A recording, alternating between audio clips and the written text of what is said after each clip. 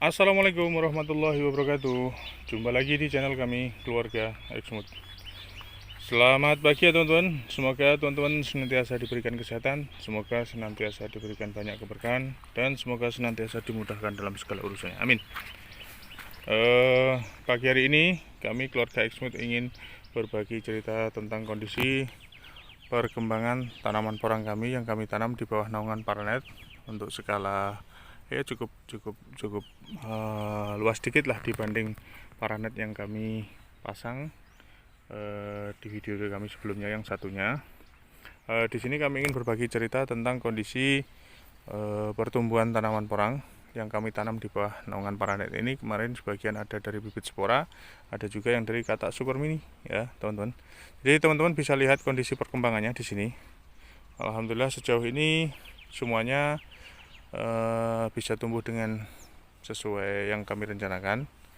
Ya meskipun tidak 100% ya, artinya di sini ada yang masih belum tumbuh tunasnya, ada yang baru muncul rebungnya seperti ini, seperti keris tombak gitu. Yang lainnya sudah ada yang seperti ini. Ya namanya tanaman ya teman-teman, tidak mungkin bisa seragam persis.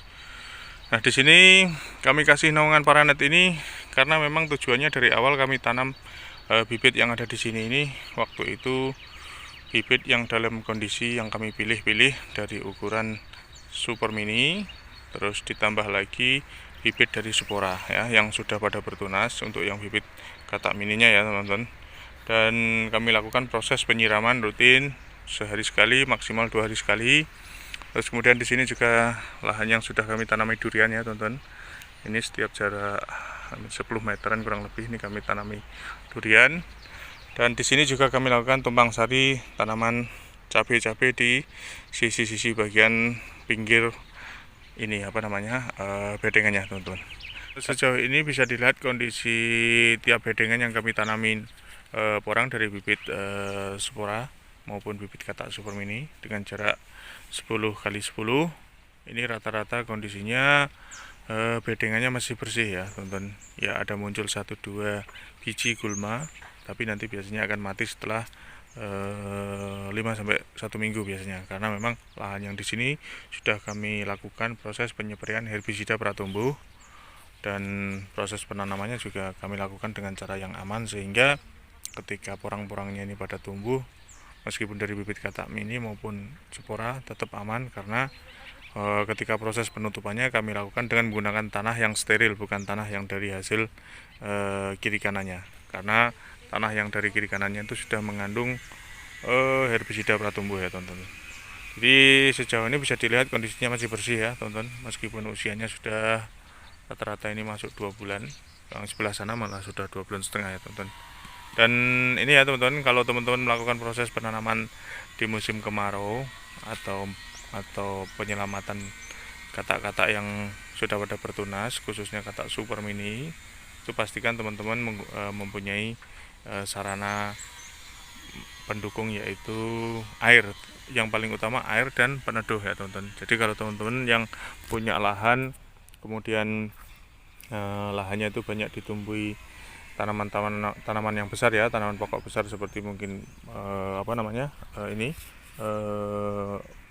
mangga atau tanaman yang lain lah ya, kalau ada naungannya itu bisa dimanfaatkan bagian bawahnya. Tapi kalau yang nggak ada ya bisa bikin naungan buatan seperti Paranet ya, seperti ini atau bisa juga mungkin yang punya ada dedaunan banyak, biasanya ada pelepah-pelepah daun-daun gitu, bisa dimanfaatkan juga. Itu kalau yang ingin memanfaatkan sarana yang ada di sekitarnya. Jadi seperti ini ya teman-teman. Jadi kuncinya pastikan persiapan lahannya aman, kemudian jalur airnya aman, kemudian persiapan dari sisi naungannya aman, kemudian ketercukupan airnya juga aman. Nah, insya Allah dengan seperti itu bibit-bibit yang kita tanam meskipun dalam kondisi belum hujan atau bisa dibilang curi start gitu, semua akan tetap aman. Dan pemakaian herbisida juga monggo itu boleh dilakukan, boleh juga tidak. Jadi teman-teman yang mungkin ingin membersihkan dengan cara manual, dicangkul maupun dicabuti dengan tenaga manual, ya boleh-boleh saja monggo.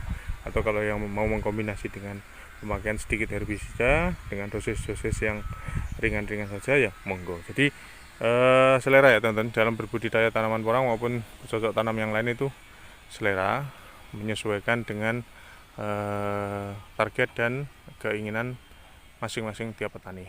Jadi mungkin ada yang menghindari pemakaian bahan-bahan kimia karena memang harapannya ingin full organik, tapi sebagian petani mungkin ada yang ingin menggunakan kimia ya monggo. Ada yang sebagian ingin murni tanpa adanya pemakaian herbisida, full dilakukan pembersihan dengan cara manual ya monggo, atau memakai herbisida monggo silahkan juga, atau yang ingin menggunakan mulsa silahkan. Jadi semuanya disesuaikan selera dan kondisi masing-masing di tiap-tiap daerah teman-teman semuanya. Oke teman-teman, sementara bagi-bagi cerita dari kami di video kali ini sampai di sini dulu.